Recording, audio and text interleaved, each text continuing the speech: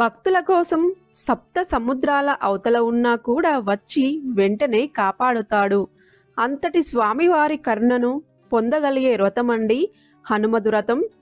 ఈ వ్రతం మార్గశిర మాసం శుద్ధ త్రయోదశి నాడు వస్తుంది. ఈ హనుమద్ వ్రతాన్ని పంపానది తీరంలో గాని అరటి చెట్టు కింద గాని చేస్తే చాలా మంచిదండి.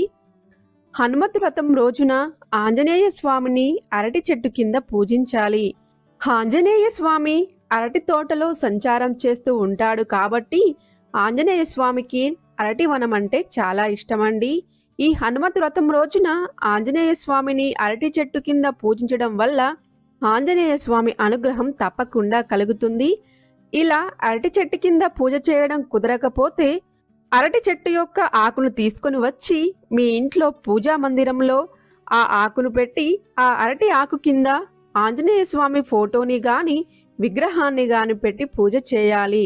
ఈ రోజున ఆంజనేయ స్వామికి గంధం కుంకుమ బొట్లు పెట్టి ఎర్రని పువ్వులతో పూజ చేయాలి. ఆంజనేయ స్వామికి ఎర్రటి పువ్వులంటే ఇష్టం కాబట్టి ఎర్రటి మందారమాలను సమర్పించాలి. అలాగే జిల్లేడు పువ్వులను కూడా సమర్పించాలి. ఈ రోజున ఆంజనేయ స్వామి ప్రీతి కోసం జిల్లేడు వత్తులతో దీపారాధన చేయాలి.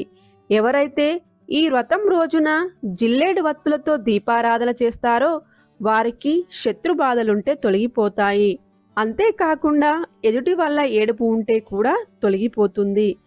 దీపారాధన చేసిన తర్వాత ఆంజనేయ స్వామికి గంగ సింధూరంలో కొద్దిగా నువ్వుల నూనె కలిపి ఆంజనేయ స్వామి ఫోటోకి గాని విగ్రహానికి గాని బొట్లు పెట్టాలి. తర్వాత ఆంజనేయ స్వామి యొక్క 108 నామాలు చదువుతూ తమలపాకులతో పూజ చేయాలి.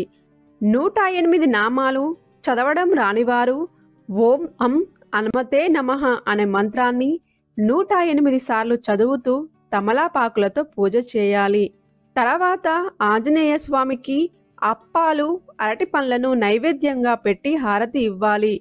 ఇంట్లో పూజ పూర్తయిన తర్వాత ఆంజనేయ స్వామి దేవాలయంకు వెళ్ళి ప్రదక్షిణలు చేయాలి. ఆ ప్రదక్షిణలు ఎలా చేయాలి అంటే చేతిలో పసుపు కొమ్ములు పట్టుకొని పసుపు కొమ్ములతో లెక్క పెడుతూ ప్రదక్షిణలు చేయాలి.